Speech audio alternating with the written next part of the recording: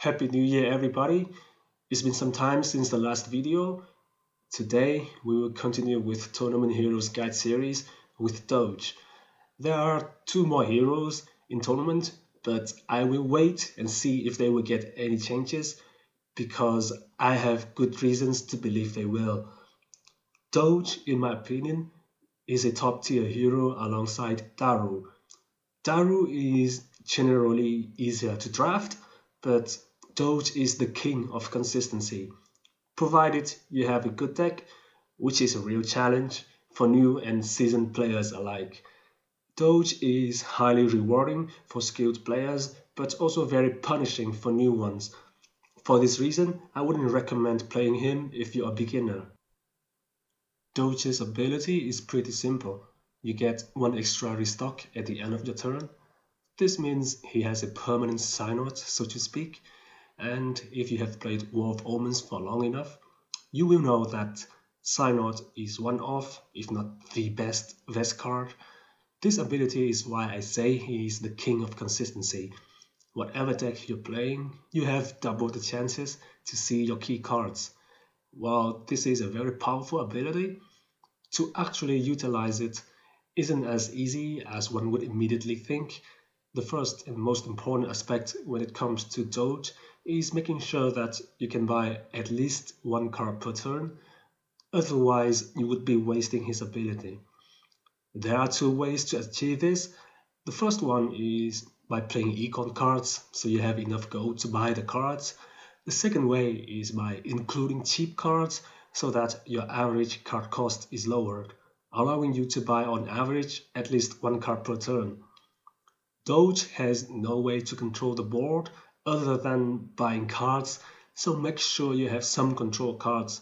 Keep in mind that control cards generally don't generate econ, which can be a real problem since Doge already needs more econ than other heroes to make use of his ability.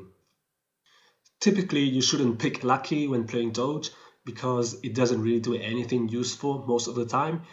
If you're at a point where you can buy 3 or more cards per turn, you probably have already won. There aren't any cards that have better synergy with Doge compared to other heroes. Generally speaking, any good card will be good on him. Doge is the most flexible hero in terms of strategy. There are so many different decks that you can play with him, and I encourage more seasoned players to experiment a lot with Doge when drafting with him. Let your creativity run wild.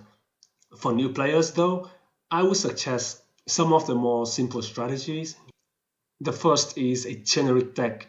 This is the easiest kind of deck you can draft, not with just Doge, but pretty much any hero. As long as you adhere to the 3 con rules, your deck will work. Remember, you want to be able to buy at least one card per turn, have some ways to deal with your opponent's board, and have a way to win the game.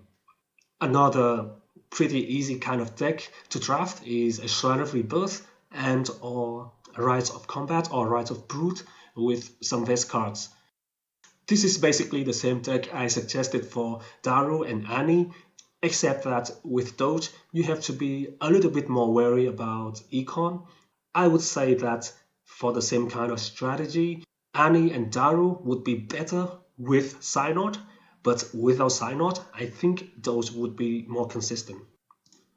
The next deck is an idol deck. This is very similar to the idol decks I suggested for Sang, but unlike Sang, Doge cannot generate magic by himself, so you must include cards that do this. Enchanted Treaty is quite easily the best, and I would say even slightly OP for this kind of deck. With Doge's ability, you can quickly spam loss and loss of treaties, and at that point, you're a Sang on steroid. Just like for Sang, I recommend Fetish and or Tortoise as your go-to idols.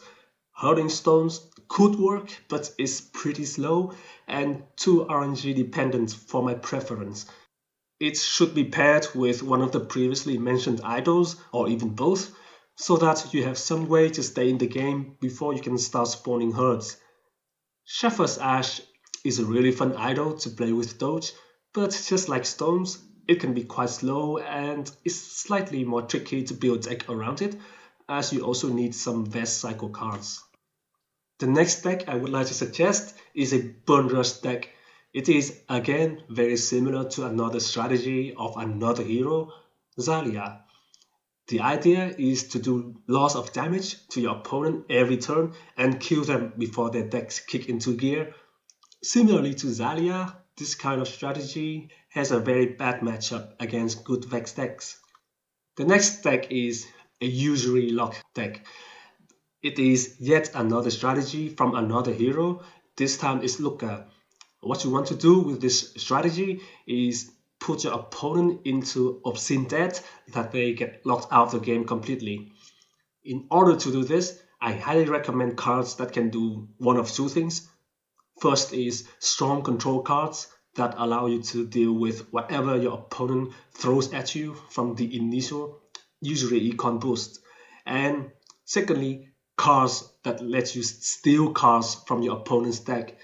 This means once you put them into debt and start stealing their cards, they're quite literally unable to play the game anymore. Additionally, certain resource denial cards and some utility cards like Undermine, Misinfo, Merchant of Time also synergize pretty well with this strategy. Although with Merchant of Time, you should have some way to heal yourself. Otherwise, you may run into trouble against Zalia or decks with ways to deal a quick burst of damage. And finally, a lone Tome deck. If you didn't already, you should know that this is the most ridiculous combo there is in tournament.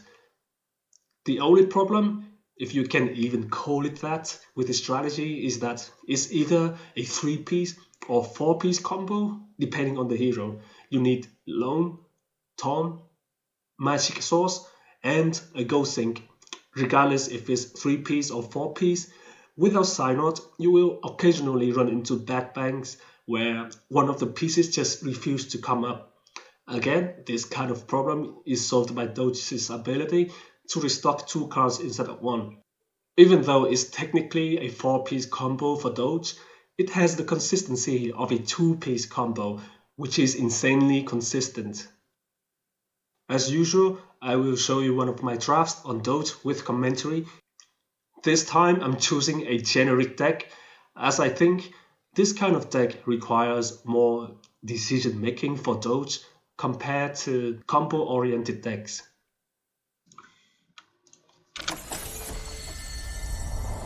In this first pack, we don't have many great choices.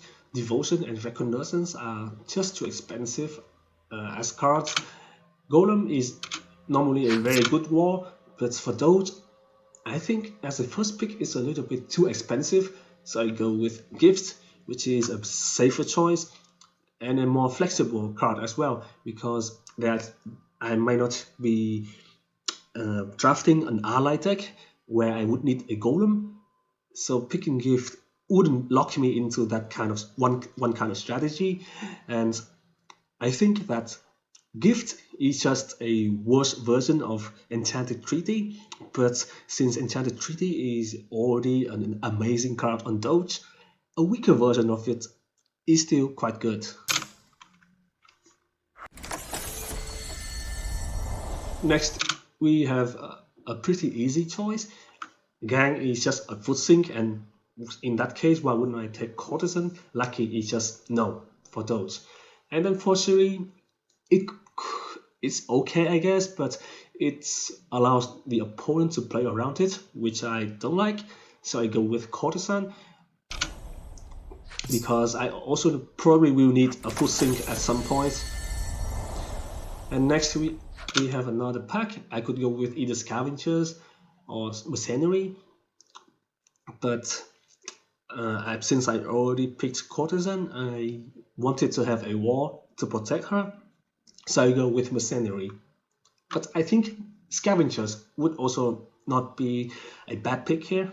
Well, Boar and Rats are definitely terrible picks here. And next, we have 3 acceptable cards: Earn, Petals, and Sabotage.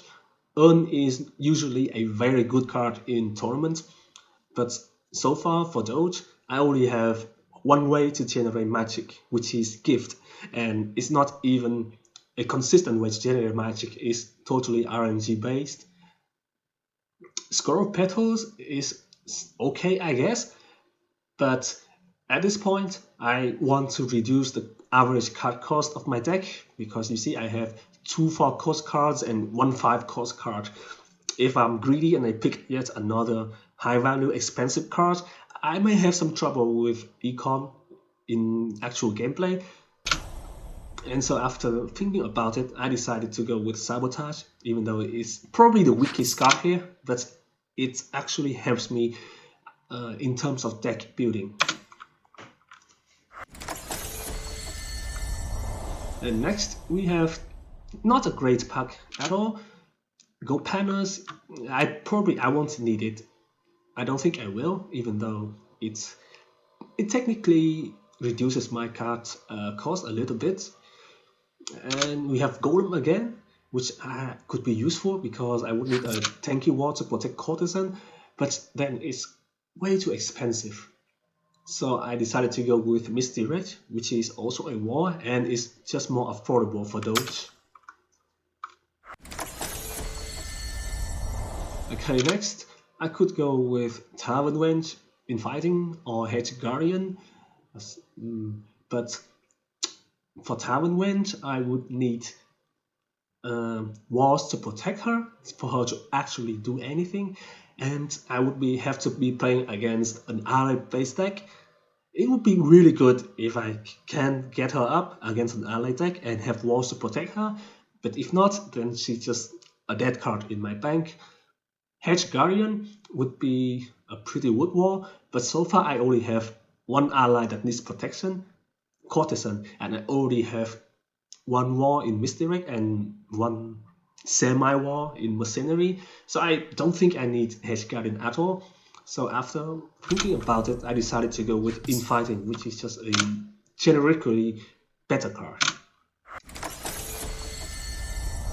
Okay, next we have a pretty easy choice with Seduce.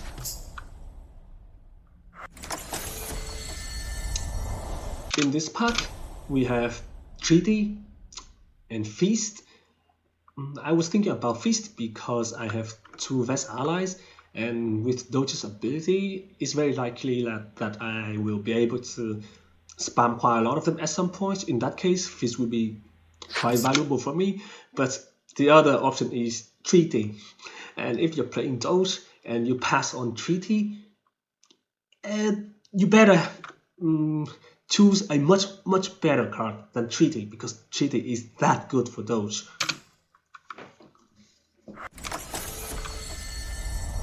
Okay, we have yet another terrible pack, and again Golem appears. Well, Gilded Scribes is the cheapest card here, but it's totally useless. Banker, if she survives, then she will greatly improve my econ, and I can easily snowball with her as long as she survives. But what if she doesn't? Then she would just be a useless card for me. Ashen is another way to control the board, but I think I already have far too many control cards already, so I don't need yet another control card that is not usable.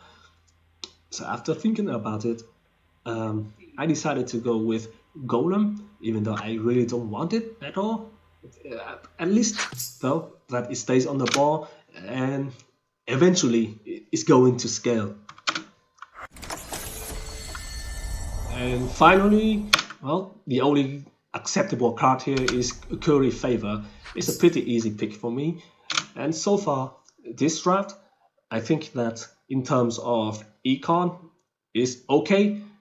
I think the average card cost here is a little bit more than 2, which means I have fulfilled the condition of being able to buy at least 1 card on average per turn as Doge. And in terms of control, I have billion ways to control the board. I don't think I will have any trouble at all with ball control, The only real problem I can see is scaling. So far, my only way to scale is courtesan. Technically, gift can also scale, but it's far too slow. But I think that as long as I can stay in the game, eventually I will be able to win because at some point my cards will do their things and give me enough resources to kill my opponent. And in fact, I watched the replay of this whole run. A lot of my matches took a very long time, and I did have to kill one opponent when he was at 99 HP. It was long, it was painful, but it worked, and so I think I'm pretty happy with this kind of draft.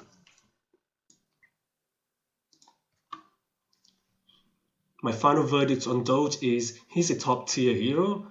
He's among my least favorite heroes to go against when I'm at 7-0. I wouldn't recommend him for new players though, because I think he and Vaeta are the most difficult heroes to draft with. Thank you for listening. As mentioned at the beginning of the video, I will put the remaining two heroes on hold for a while. In the meantime, I will probably make a general guide for playing War of Omens. I hope to see you there. Goodbye and Happy New Year!